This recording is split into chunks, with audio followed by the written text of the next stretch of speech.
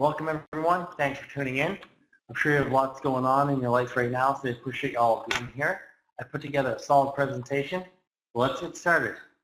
I want to begin by clarifying the two objectives of this webinar. First, to be able to confidently implement a technique to make a new denture for patients with pre-existing dentures. Second, to become familiar with properly taking the records necessary to create predictable results. I will be presenting to you the engineered denture. This is a step-by-step process for creating beautiful dentures.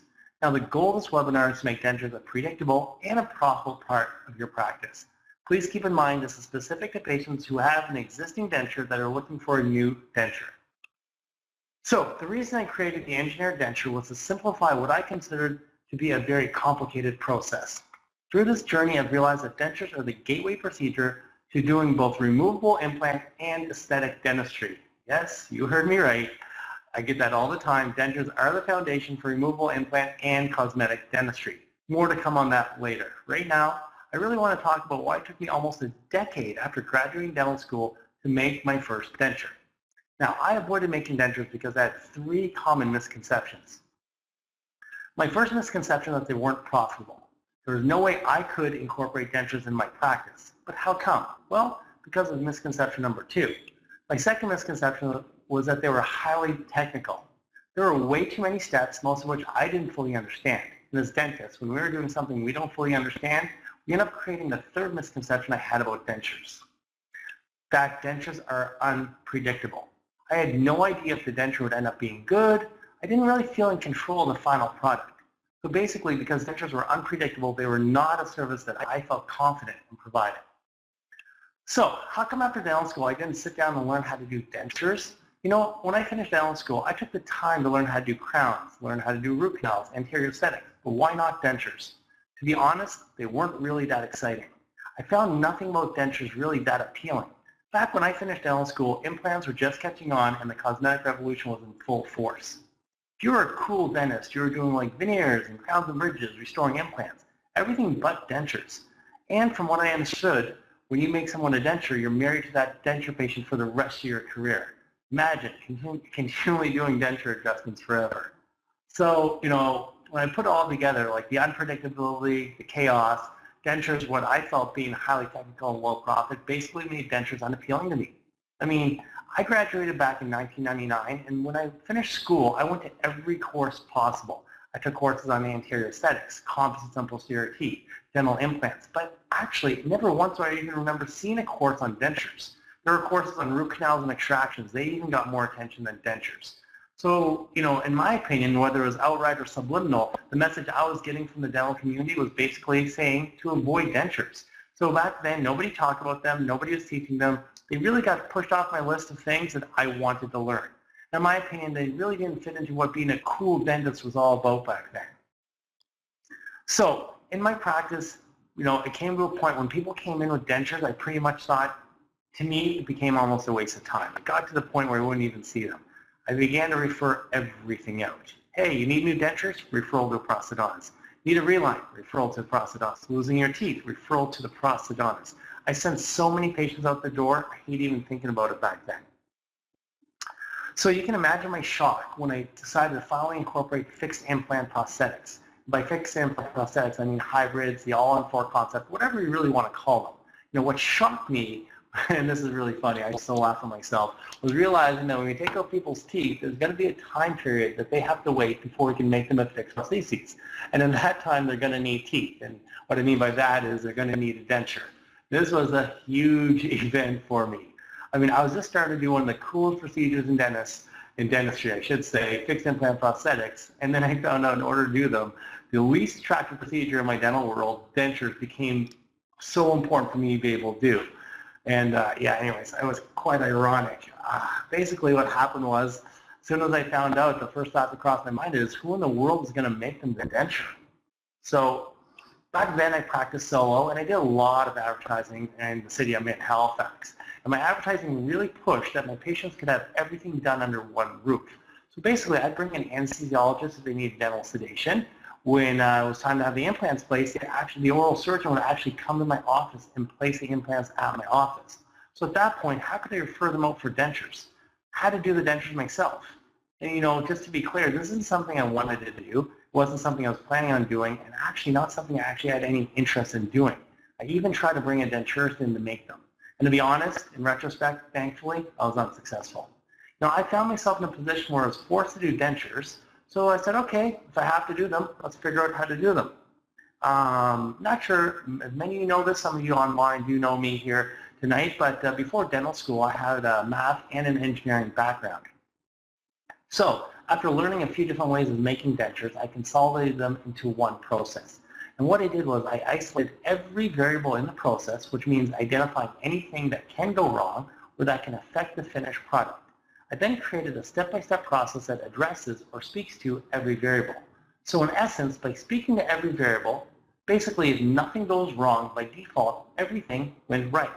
So, a lot of people ask me when I do, some of my stuff on the dentures or on the aesthetic smile, they go, like, how do you do things so well? It's really not a matter of doing them well. It's really a matter of speaking to everything that could go wrong. If we address everything that could go wrong and nothing goes wrong by default, we end up with a beautiful and a predictable result. So basically now when people call us about dentures, we welcome them with open arms. I'm confident I can give them a beautiful denture. I'm actually excited to see them. It's a way better feeling than sending them away. So, let's get started. So you've heard the saying, and it could be a Canadian thing, when you make someone a denture, you'll be married to them for life. I brought it up earlier. If that's the case, we need a process to ensure we have a healthy relationship. So I'm going to share with you my 3 secrets of a happy denture relationship. So step 1 of any relationship is the first date. With dentures, the first date is a denture consultation. If the first date goes well, and we keep moving forward, then we get to step 2, the engagement. And the engagement, when it comes to dentures, is a records appointment. The records appointment is where we take the necessary information, impression, shade, etc., to give to the lab. So now, of course, if the engagement goes well, comes step 3, the wedding. Well, hold on for a second. Before the big day, most people do a rehearsal to make sure the wedding day, goes smooth.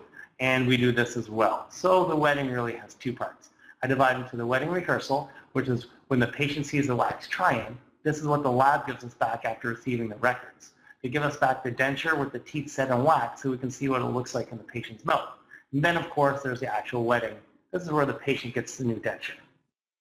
So let's talk about the first date, which is a denture consultation appointment. So I'm going to be very clear. This is the single most important step. It sets the stage for the entire relationship. It really doesn't matter if you're going on a date with someone new or someone you've known forever. You should always be prepared for the first date.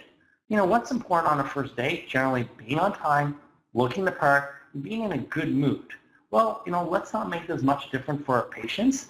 We must be ready and on time for the denture consultation appointment. We should be interested in our patients and what they have to say. And we should be prepared to have a good conversation with them. Now, I've broken this into 3 key components of the denture consult. First component, having the implant conversation. Second, presenting the options. And third, managing their expectations. So, the first one, having the implant conversation. You must never assume the patient is aware of dental implants. Now, they may choose not to have them, but the last thing you'd want for them is to come back in a few years and say something like, hey, Dr. Daniel, you never gave me the option of having dental implants. See, the challenge is discussing implants will add an immense amount of time to the denture consult. There's so much information, and it's difficult to explain implants and implant-supported dentures, all-on-4s and whatnot in a very short amount of time. So we must handle implants quickly and efficiently during a denture consult. There are many different ways of doing this, but I'm going to give you guys one line I like to use. It goes something like this. So I'll say something like, Mrs. Jones, many denture patients are interested in dental implants. However, when adding implants to dentures, they can increase the fees dramatically. Usually, when patients get implants in combination with dentures, the fees start around $10,000 and go up from there. And that's only for one arch. Spending that much money on the mouth is completely out of the question for some people. Are implants something you want to hear more about today? So this question really allows me to figure out where she's at and, most importantly, not waste her time talking about things she's not interested in. Make sense? Good. I'm going to elaborate on that later if we have time, but I really kind of wanted to give you some sort of sifting or sorting question to help you navigate through that. Now, on to number 2, presenting the options. So this is a technique I've really found very powerful over the years I want to share with everybody. Options are best presented using the center stage effect. So what the center stage effect is, basically means like when you present people with three choices, most people choose the one in the middle. Like for example, if we look at like popcorn sales at the movie theater. When people were given the option of small, medium, and large, the majority of people chose medium. And when they switched the popcorn sizes to medium, large, and extra large, guess what the majority of people picked? Yep, you guessed it, large.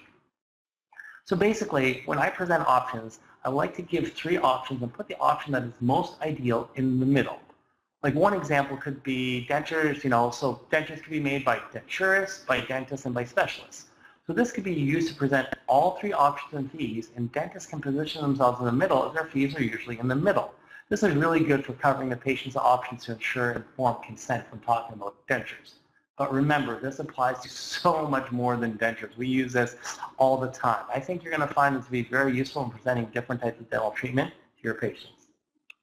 Now, this next part could quite possibly be the most important thing I'm going to say.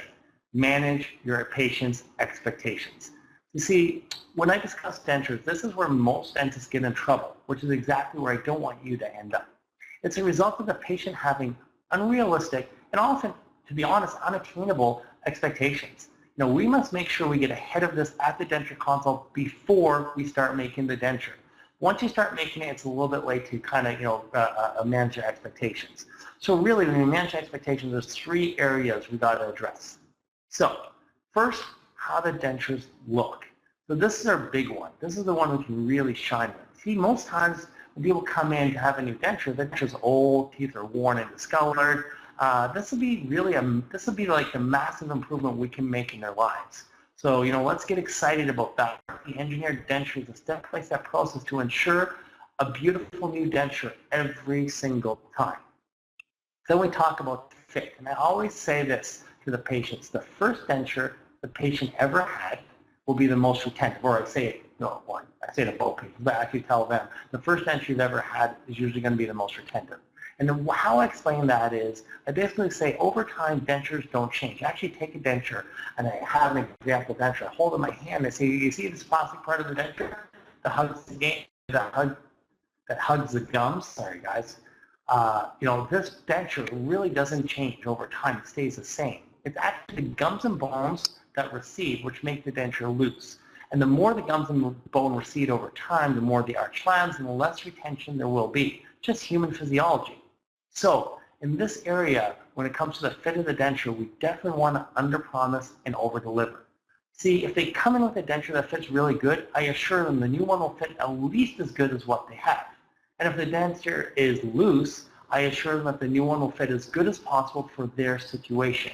Since their gums and bones are continually shrinking, I can't really predict how retentive it's going to be. And the beauty of this technique is we're going to be using a duplicate of their original denture at the starting point. So we're using a duplicate. It will always be at least as good as what they have, if not better. So on to sort of the third part of managing the expectations, the ability to chew and eat with the new denture. Now, this is another area to underpromise and overdeliver. There's no way you can guarantee they're going to function better with your denture. Sometimes the previous denture is really worn. However, they can be worn perfectly to accommodate their function. See, the benefit of the engineered denture of using the duplicate of their existing denture at the starting point is to make sure at the very least we maintain what they have. Now, bear in mind there's always an adaptation period. Over time, they should be able to chew just as well with the new one as they did with the old one, if not better. That's the beauty, of course, of working with patients who already have had dentures. They're used to this. But again, it's also knowing that we're starting off the same place of their old denture, which is really powerful. Now, I know I kind of went through that kind of quick, but there's some pretty important points I'm going to cover. But there's one thing I do want to share with you guys a little bit about denture consults and really consults in general. Now, I had the benefit of doing over 10,000 consults in my career. When I was practicing full-time, I do 20 consults every Wednesday, and I know that's a lot of consults. I had 4 consult assistants that I did 5 consults each with. And there's really one thing that stuck with me, or really still sticks with me, that I want to share with everybody, and it's going to save you an incredible amount of problems in your future, especially if you're doing consult-driven dentistry. And this is this: audio record the consultation. Patients retain maybe 20% of what's said in the consult, and sometimes they may remember things we actually didn't say. And the last thing we want is miscommunication. In my opinion, miscommunication is the reason for 99% of all problems between dentists and their patients. This is the safest way for us and the patient to ensure all that is said is documented. We do audio record with their permission all the consultations. And now for the engagement. So this is a pretty big deal. So at this point, the patient has decided to choose us to make them their new denture. So this is very important to them. Let's not take this lightly. You know, for us, if you're making a lot of dentures, you know, the team might just go, oh, it's just a denture. But honestly, for them, it's a huge deal. They might have been living with a worn, discolored smile for years, and this is their chance to have a beautiful new smile. So basically, the engagement appointment is a records appointment. Basically, we have to gather the information required to create a wax try-in. The more we get this right, the better the wax try-in will be, and we want the wax try-in to be as close as possible to what they're looking for in their new smile. So we're going to break it down. There are 3 parts to the records appointment. You know, step 1, DVI, basically duplicating their denture, using the duplicate denture to take the bite, and taking the impression using the duplicate denture. Step 2 is the facial analyzer, which gives us the yaw, the pitch, and the roll. And step 3, which is the design of the smile, the shade, the shape, and the position and length of the centrals. So we're going to go through each one in some detail here. So, duplicating their denture. This happens after the consultation and before the records appointment. What we do is, or what a cocoon is, which is the way we duplicate the denture, the cocoon is a putty impression of their denture, which takes about 10 minutes to do. It's sent to the lab, where the lab uses it to create a duplicate denture in either clear or pink acrylic. There are 2 ways we do this. We can do it at our office. Sometimes after the consult, we'll go ahead, do the cocoon, and we'll send it to the lab. And alternatively, we get the patient dropped by the lab, or they'll cocoon it themselves. Either way, we get back an exact duplicate a day or 2 later. Now, taking the bite. This should be a simple step, and sometimes it actually is pretty simple. However, it is proven to be one of the trickiest steps of all the steps, and it's probably because we take it for granted that the patient is going to bite into the right position. I'm going to give you a bit of advice. Please listen closely. Do not trust your patient. I repeat, do not trust them. They tend to protrude the mandible when biting into a bite registration. So please, after you take your bite, verify it. I personally take at least 2 bite registrations, or as many as necessary, so I'm confident I've got the right bite. Now, let's go on to the impression.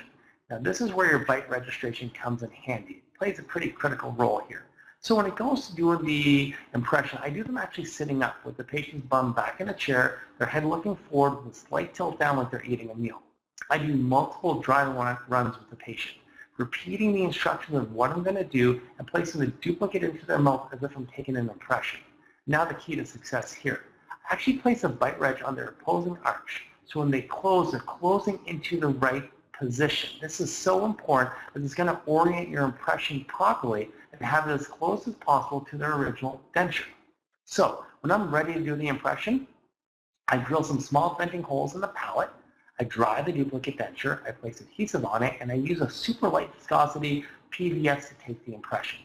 Remember to do this sitting up with their heads lean back as you place it, then have them tilt their head down right away, kind of back in that forward position.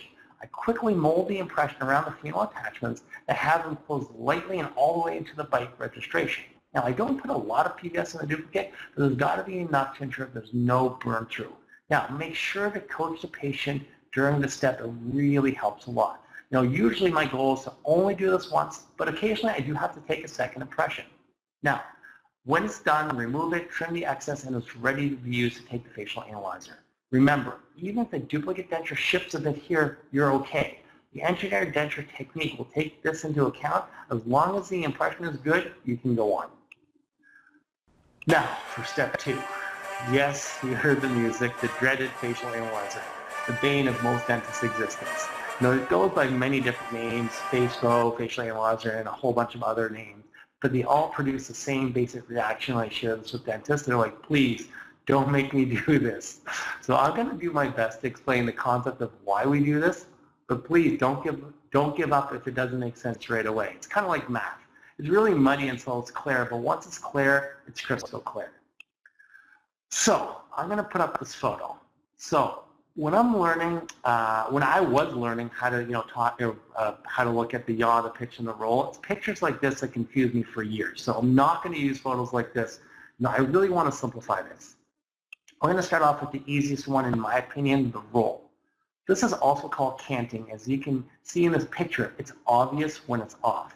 So basically the way I do it, I look straight at the smile and I draw a mental line through the incisal edges. This line should be flat. It should be like perfectly horizontal. If it's not, the smile is canted. And the line is either rolling down to the right or rolling down to the left, like on the photo. Now, the pitch. This isn't too hard to explain, but isn't always, intuitive either. But basically, it's how the teeth are set from front to back, from anterior to posterior. And as you can see by this photo, the posterior teeth are pitched up off the occlusal table. So generally, I set the anteriors and the first bi's on a flat plane, and then I start to pitch slightly at the second bicuspid, and I continue from there. But this is a very general statement, and it's just a guideline. So the beauty of our technique is that we send photos and videos of their existing denture in their mouth to the lab, so they can modify the pitch to improve the aesthetics themselves and have all the information to do that with. And if you really start to study this closely, over time, you'll be able to dictate to the lab what you want them to do with the pitch. Now remember, when you do a single arch denture, the pitch is affected by the opposing arch. But we should still be aware of it, as a lot of times on a maxillary denture, we can modify the buccal cuffs to make the smile more aesthetic. Now finally, the yaw. So this is the one that can really mess some dentists up. I've recorded kind of a short video here just to explain it, and then I'm going to summarize the video. Hi everybody, Dr. Daniel back again with Complex Dentistry Made Simple. Today I'm going to explain the yaw. I've tried to explain this so many different ways, so many different times using teeth, and it seems to get stuck with dentists when we're using teeth as examples. So today we're going to use doors as examples. So if you imagine these doors are the maxillary centrals.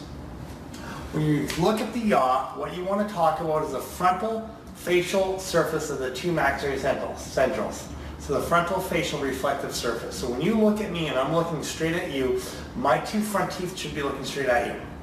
When the yaw is off, the midline can stay the same, and the two front teeth, you'll be looking at me and they'll be looking that way or that way. So imagine these doors, imagine they're connected here, and I take these doors and I move them a little bit this way. So this front comes out here, this back goes there. Now you're looking straight at the middle of the doors, straight through here. But when you're looking straight at them, now the doors all of a sudden are looking this way or looking that way. And that's all the yaw is. The two front teeth, when you're looking at somebody, she's looking straight back at you, the yaw is correct.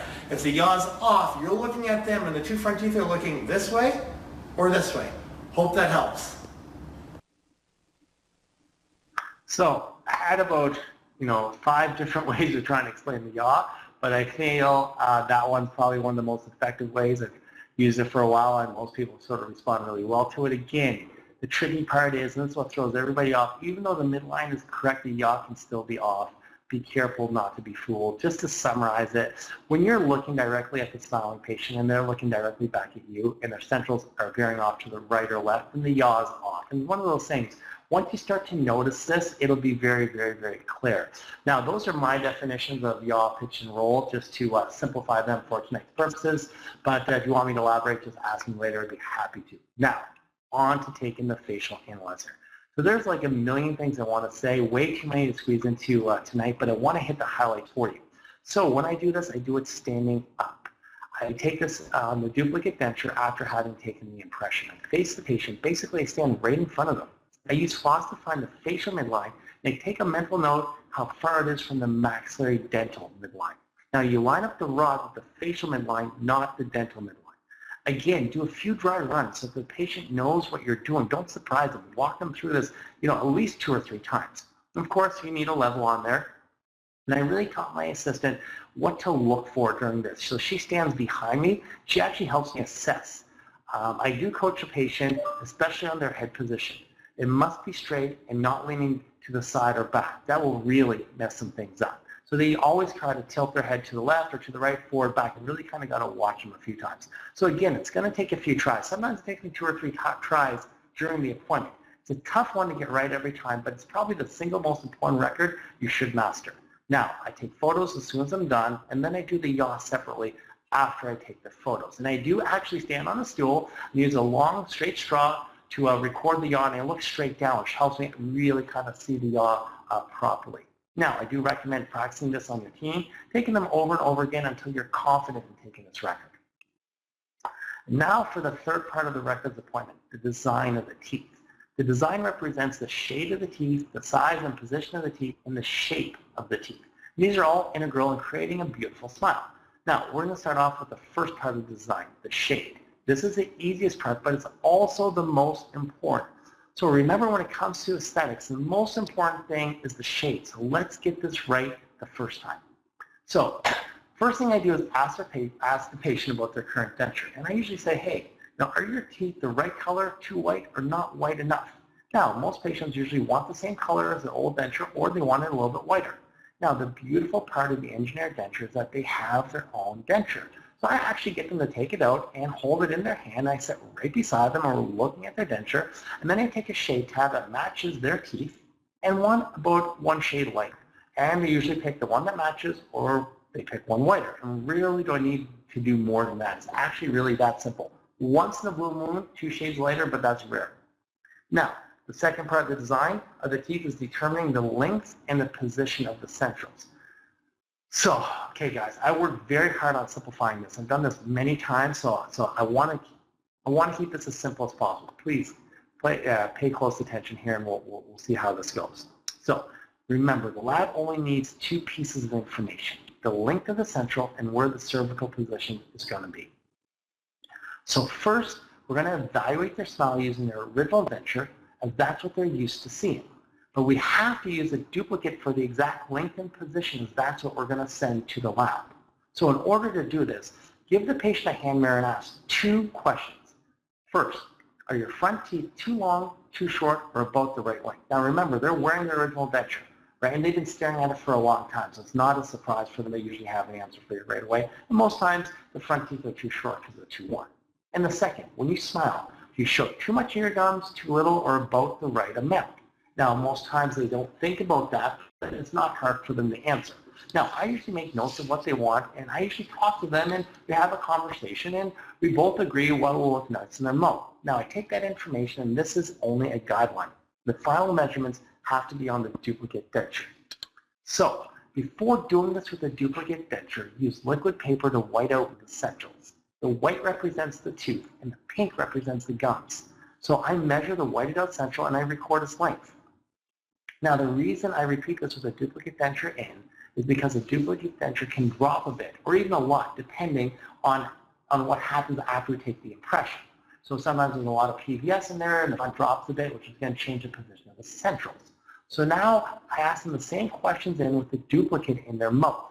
However, I already have an idea of what they told me or what we saw with the original denture in, so it's really just some simple math. We take a look, one's out, the other one's in, put them back and forth, and then record what we want on the duplicate denture. That's it. It's really that simple. The length and the position of the central is the only thing that the lab needs for the entire setup.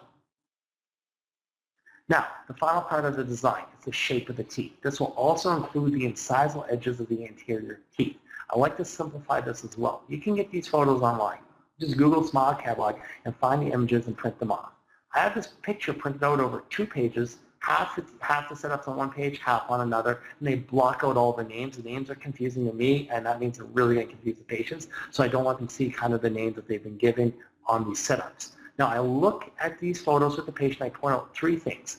The shape of the biting edges of the teeth, if the laterals are the same length as the front teeth or slightly shorter, and the embrasures between the teeth. In my practice, we use the natural setup about 80% of the time, the oval style about 5%, and the rest for the remaining cases. Now remember, these are not porcelain teeth, so your lab tech cannot make this a perfect match. They're going to pick the molded teeth that closest match what you ask for, and they or me can slightly reshape them to make them look even closer. Now, I only reshape the teeth after delivery. I never do this at the time. Now, your patient will want you to be honest, so I'm actually honest with them, and I give them the input that that they need to make a decision. Now, here's the thing. Now, we've done all this hard work. At the consult appointment, we connected with our patient. We did a great job explaining things. Now we did the records appointment. We were focused. We took great records. Did a really good job on the bite and the facial analyzer. And then we got really at the vision of what our patients wants for their new smile. So where do most dentists go wrong at this point? Not letting the lab know. Since most dentists hate writing out lab scripts, I'm going to make this really, really easy. On the lab script, only write the following: the shape, the length of the central, where the cervical position of the central is on the duplicate denture, and the shape of the teeth. And that's it. Oh, and just one other thing I forgot to mention. You have to make a video. Yes, I said it, a video. I know, it sounds like a lot of work. It's not. In today's age, it's so easy to send a video. There's no reason not to be sending to the lab with almost every single case you do, but definitely with every denture case. I'm going to tell you what I do. I basically have the patient standing, facing me, their back against the wall. Then I use my iPhone and I record them front on and slowly from the sides. I do it with them smiling, big smiles, and looks relaxed, and while they're talking. I also record when they open and close just to see what the bite looks like. And then while I'm recording, I explain everything I see and mostly repeat the things I asked for on the lab script and why I asked for them. So if the video is taken slowly and from the right angles, eventually there's no need for photos, but until you and the lab have done a few of these, make sure you ask your lab tech what photos they would like and take the photos and send them. Now, I know your lab tech's probably going to say, don't send a video. They're trying to be helpful. They're trying to say that to minimize your work, but you really want them to have as much information as possible so they can give you back the best setup and minimize extra appointments. I cannot stress how important this level of communication is with your lab and really how much time it's going to save you in the long run. So we're getting to the wedding. And the wedding we divide into two parts: the rehearsal, which is, again, the wax try-in, and the wedding itself, which is the day they get the denture. So we're going to jump into the wax try-in. Now, this appointment is probably the most incredible part of the entire process. You get to see all the work from the records appointment come together, and we get to test drive the denture before we go to finish. This is so important for you and the patient. Now, before you give the patient the wax try-in, there's two warnings. Number one, remind the patient the teeth are in wax. So no hot liquids and do not bite down hard. And number two, let the patient know the denture is not retentive. Now it's going to loosen to allow it to come off and on the model easily, and the final denture will be tighter and more retentive. So what do we check at the wax try-in appointment? Basically everything. So I do this with the patient standing up. I don't do it in the dental chair. I like to stand directly in front of them, and then I do the following. I actually use floss to verify the maxillary midline is coincident with the facial midline. I stand back and I give them a smile and I take notes of everything I see. I look at the yaw, the pitch, the roll, the length and the position of the centrals, how the shape and the color of teeth look when they smile, and lastly, of course, how the teeth fit together when they bite down gently. And then at this point, I do take a bite reg, having them stop at the first point of contact. Now, after doing this, I actually get my assistant to look at the same things that I was looking at, and I get her to make her own notes. And then I actually give the patient a hand mirror and have them look and evaluate themselves. And then I ask the patient what they think. I take a look at what my assistant thinks, and then we have a discussion with the patient about what looks good and what they think or I think should be changed. And to be honest, this appointment is always a success no matter what happens. So if there are just a few minor modifications needed, then we did really good. Most times I send it right to the lab, I ask them to do the minor changes and process it without doing another wax try-in. And that's awesome. High fives to everybody. The entire process is super smooth for the patient and for us, and for you if you're doing that. Now, if you see things you must modify and do another wax try-in, it's also a success. This is so important. Do not worry about it. You're going to learn for what you didn't capture at the records appointment. So your video from last day comes in handy at this point. You can watch it and look at the setup in the patient's mouth. You're going to start to connect the dots between the records you took last day and what you're seeing in the smile and in their mouth. This is how I learn, and this is how you will learn.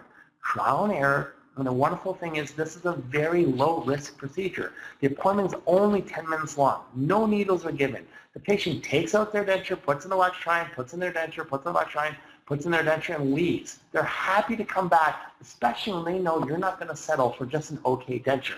You want them to have the most beautiful dentures they've ever had, and they actually really appreciate it.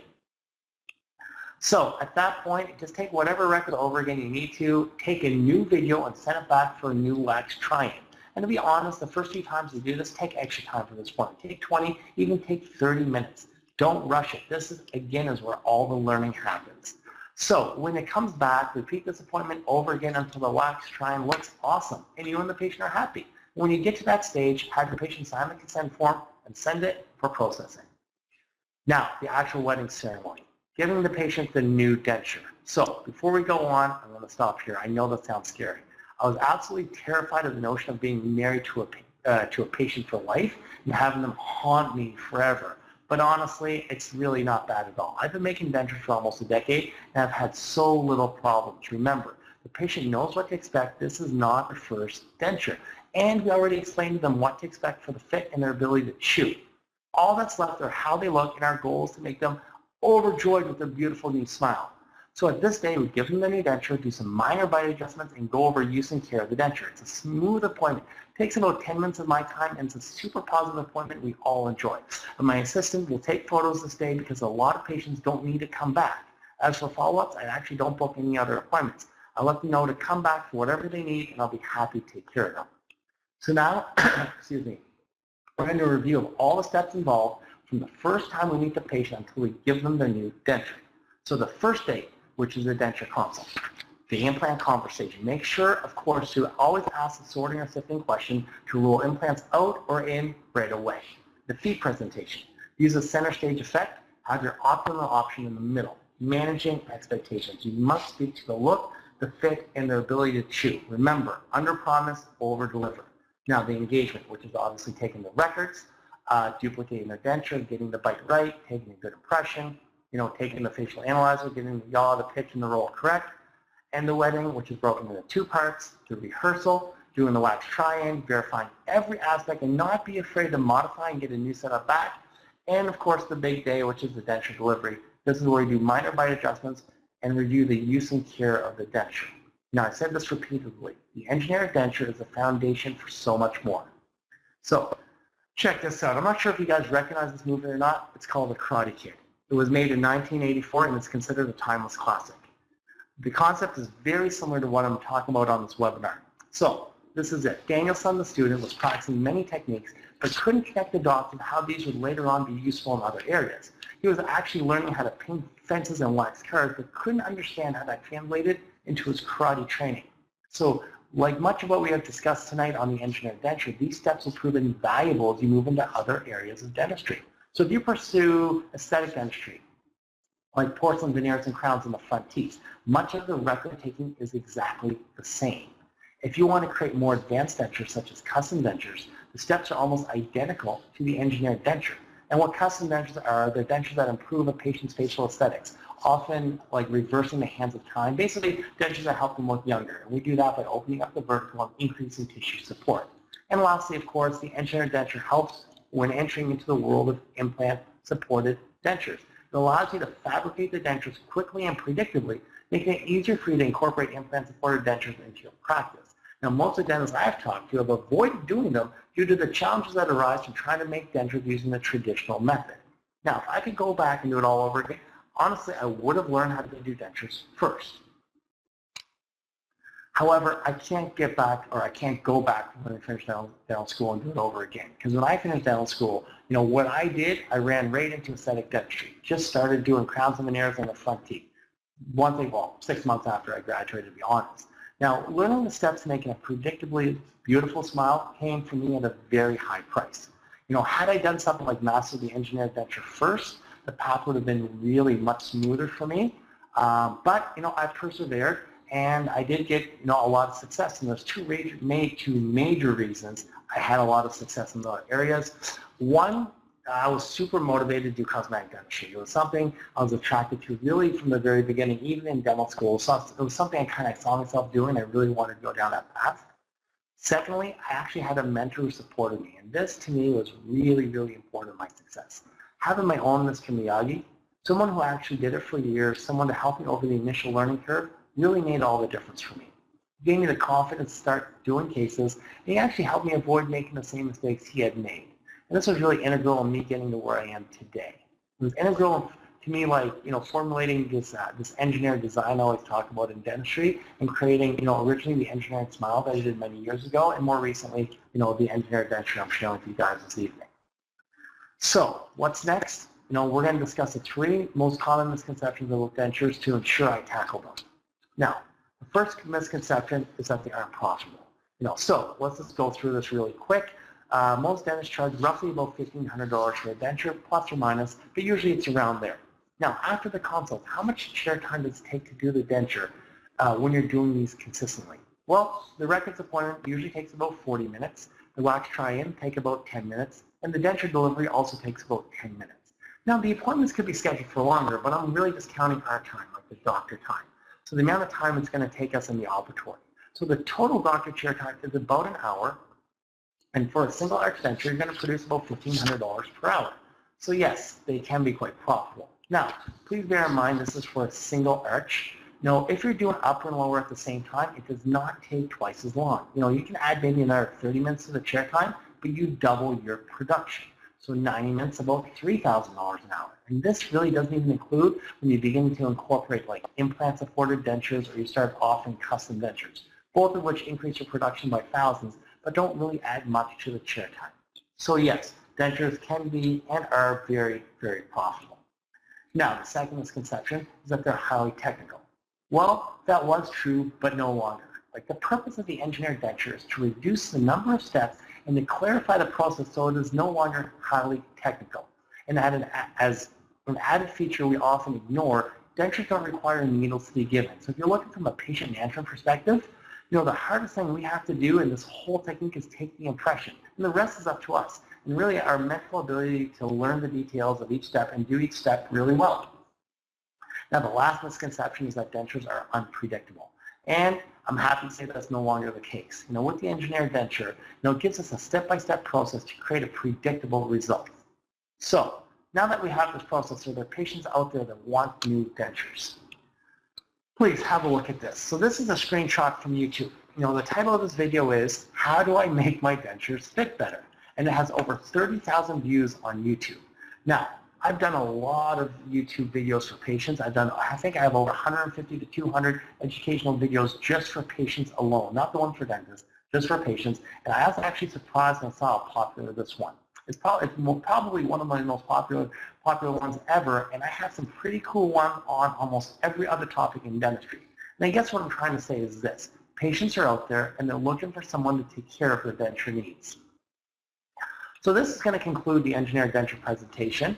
I want to ensure we meet our two objectives. At this point, you should be able to confidently implement a technique to make a new denture for patients with pre-existing dentures. And you should be more familiar with properly taking the records necessary to create predictable results.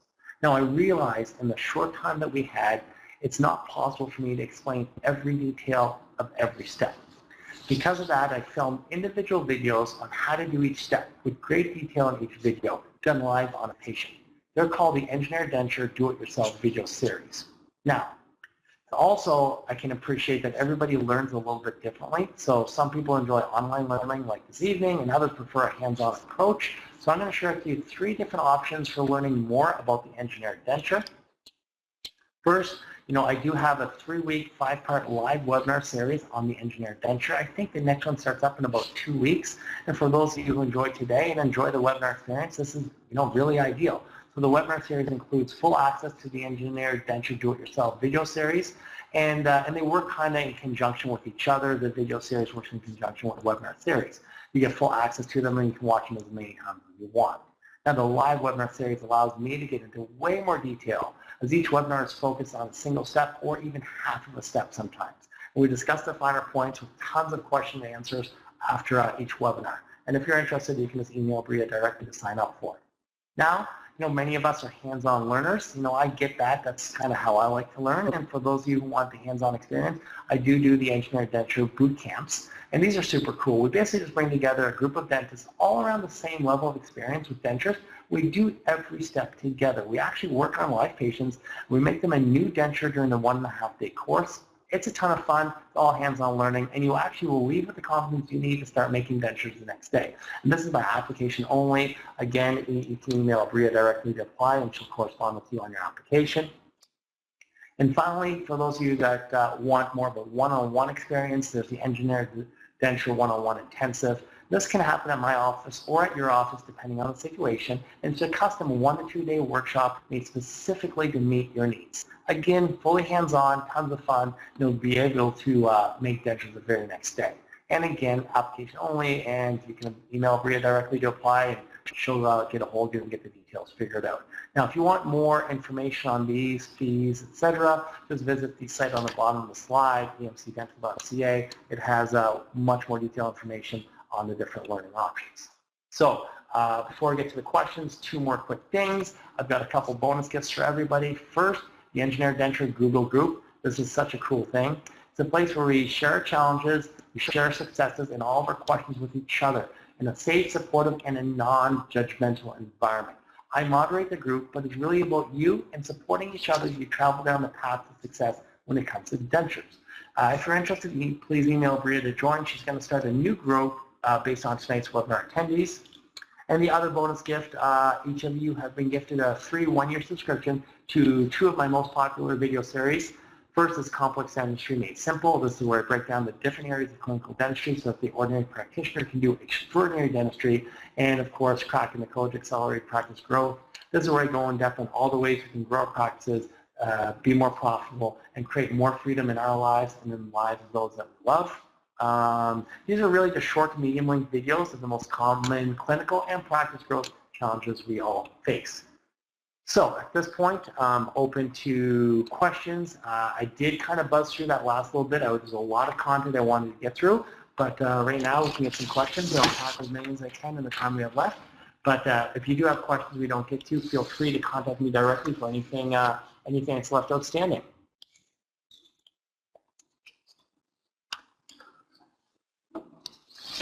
Okay, so one of the questions are, what are my methods for a denture patient without an existing denture? Now, I get this a lot. There's going to be two scenarios if someone comes in without an existing denture. So if they have teeth and they're dentate, then it's going to be more of an immediate denture scenario. So we just take a full impression. I design it as best as I can based on the information I have, and I make them immediate denture. But I let everybody know that immediate denture, actually called a healing denture, is good for about a year. Probably a little bit less, and we'll be making a new one. But again, I would use that immediate as a guide for making the new one. I tell them it's almost like the same thing. We're going to make you a healing denture. It's going to kind of give you an idea of what your denture will look like, and it's hopefully gets us about 70 to 90% of the way there. And then when you go to make your real denture, about 6 months to a year later, we should get you 100% of the way there. Now, if the patient comes in with no pre-existing denture and no teeth, so you have nothing to work with, this technique probably doesn't work. You're going to have to go more traditional with impression, wax rims, etc., etc. So, again, another question, with extremely resorbed ridges, do you ever decide not to try and construct a new denture? No, see, at this point, this is the beauty of the communication, and this is the beauty of doing the consultation. If we're really clear at the consultation, everything's documented properly, you can still make them a new denture. Now, you may come in with a denture and they're getting by, or they need something in their mouth and they're not able to have implants, do implant retaining dentures. They're going to get new dentures from somewhere. So I would rather give them the best looking denture I can get, as long as the communication is clear about the fit and the chewability. I mean, I can't improve on the area if there's no area to improve on. So once they understand that their bone is resorbed completely and that their existing dentures, as they come in, may fit as good as possible, unless they say they're loose and they're not going to fit too good and they can't really eat with them on. If that's the case, and they understand the new ones will just be better looking, but we'll do our best, but there's really not to expect a lot of improvement, and they agree to that, I don't mind making it. But again, I have to communicate clearly, and that's why it's really, really important at the denture consult to take your time and do a good job and document everything. That audio recording is clutch, because again, people may remember things that were never said, or may remember things that they want to remember that we didn't talk about. So, do I do immediate dentures? Yes, I do. Again, I do use my elements of smile design when I create immediate dentures, but again, we're not doing, I'm not doing half the teeth out, doing half the denture or doing that process. I'll make the denture, remove the teeth, or have the denture placed, and I'll inform them that this denture is kind of like their healing denture, good for 6 to 12 months, and it's kind of the blueprint for the new denture. Sorry guys, lots of questions. Let me just pick out some more here.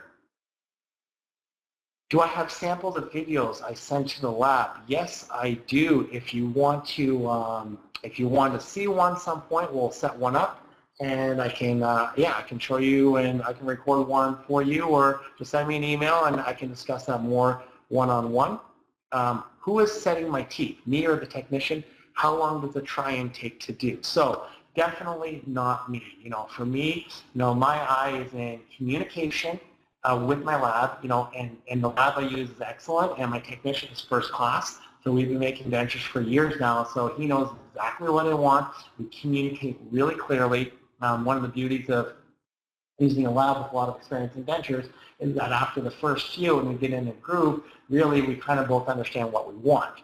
So how long does the wax try-in take to do? Like honestly, I schedule 10 minutes. So at the very most, if I come in and I have to, and I take a new bite every time, you're going to have to take a new analyzer, and the whole thing takes me the full 10 minutes. Great, I take it. Now the beauty is they're coming in with the denture. You take off the denture, put the wax try-in, you go through everything, take it off, put their denture in, and they leave. So if you have to do one, wait a week, do another, it's okay. So in the beginning, I do sometimes 2, 3 wax try-ins, and that's just the nature of me learning, and it's really an incredible learning experience. Sorry, I'm just trying to buzz through this because there's a lot of questions here.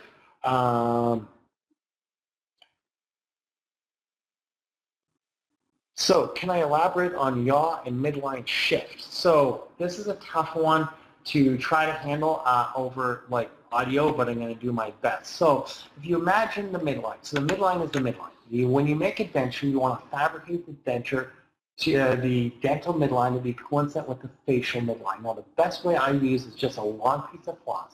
And this is going to sound terrible, so please don't hear what I'm saying. Just picture this. So I have the patient stand directly in front of me. And in my mind, not in reality, I picture like I have like an axe, and I want to kind of slice the patient's head in two, exactly symmetrical on the right and left. Now, it's never symmetrical because none of our faces are symmetrical, but I want to go straight down the midline. Hold that floss right down that area, and then I look at the dental midline. And I ignore the dental midline. I put the floss at the facial midline, and that's where I take the facial analyzer, and that's where the midline's created. So when they set the teeth, if the yaw is off, the midline is usually on, but the yaw is off. And then when I'm looking at the teeth, and I'm looking straight at the patient, they're smiling, looking back at me, the facial reflective surface of the 2 front teeth, if it's not staring right back at me, it's a little bit to the left, a little bit to the right, like if you imagine the doors I was talking about, then the yaw's off. That's the best I can do over this, but if somebody wants more, again, I'm happy to elaborate.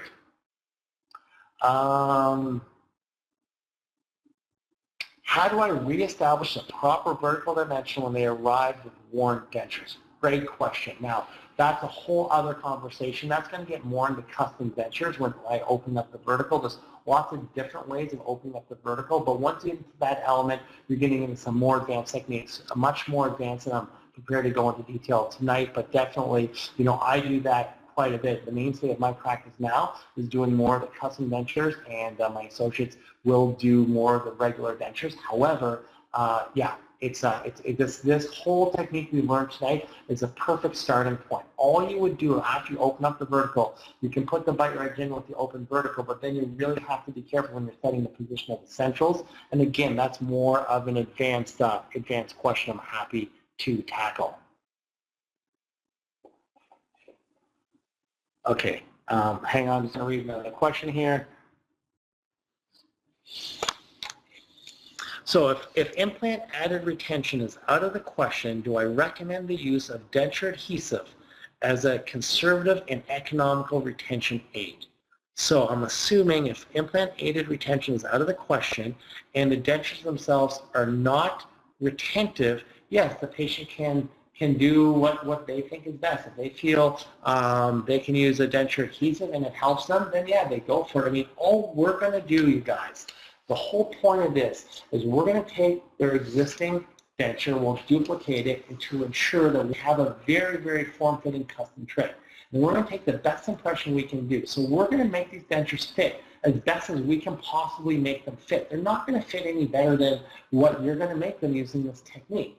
And once they fit that good, then the patient wears them. And at that point, if they're happy, great. If they're unhappy and they want to move into, let's say, denture adhesives, I support it 100%. They want to come back and talk about implants to have, implant-supported dentures or implant-retained dentures. Absolutely. I really support my patients. I mean, we're dealing with a population that's, I don't want to use any term because a lot of terms, used to describe denture patients, but it's a very challenging world for them.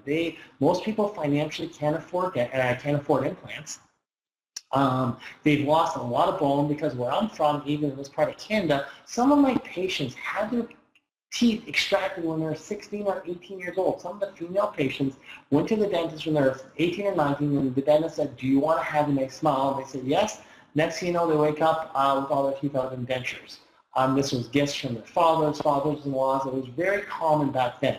So I have a lot of aging population that has a lot of challenges with their dentures. And for me, I do feel bad. So I will make it fit as best as possible, knowing that there's limitations. I'll try to make the teeth work as good as possible, knowing there are limitations. But what I don't feel limited in is being able to make them a beautiful denture that they see as beautiful. They'll be able to work with them on the size and the shape and the color of the teeth, to make them have something that they feel good about when they put in their mouth. And I do the best I can with what I have, and I support them in making it work as best it can.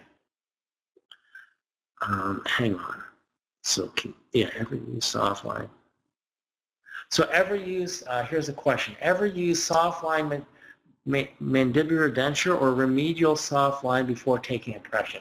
So I think the question is, and what they might be alluding to, if let's just say your patient comes in and they've got an older set of dentures that are really, really loose, and you're putting them in and they're super loose. So what you can do very easily, just do a soft reline right away. You do a soft reline, and then you cocoon it with the soft reline in. Okay, so you can do a soft line chair side, soft reline chair side. Your assistant does it. My assistant does it. Takes, 10, 15 minutes. Then afterwards, once you have the soft reline done, we actually take it out. We cocoon it instantly. Now there's some things you want to do, putting Vaseline on the inside of the denture over the soft reline to make sure the putty and stuff doesn't stick to it. But if you cocoon it with the soft reline in, then your duplicate is way more accurate. Will have way more retention. You'll get back, a duplicate that's much closer to a custom tray than if you duplicated the very loose denture. Now, if you don't want to do the cocoon in the office, you could. How else you could do it? Well, you could, cocoon their denture, send it, come back with a loose one, do a soft reline. No, that's not going to work. So no, you do have to do the soft reline first, cocoon that, and then get a fully acrylic duplicate denture with, that captures the soft reline, which will fit more accurately. Okay, looks like we are winding down here. I'm getting told I'm out of time. Let me just see if there's one more question or two more questions I can squeeze in right quickly. To the implant with dentures. So how many controls do you do after? Okay, so sorry guys, well, thank you. I'm getting some compliments here. Thank you very much. I'm getting the wine around here. I'm supposed to shut it down. So again, thank you everybody for spending the time. I know there's a ton of information I put out tonight. Please don't hesitate to get a hold of me or Bria on anything else you need. Have a great evening. I look forward to seeing you at my next webinar. Bye-bye.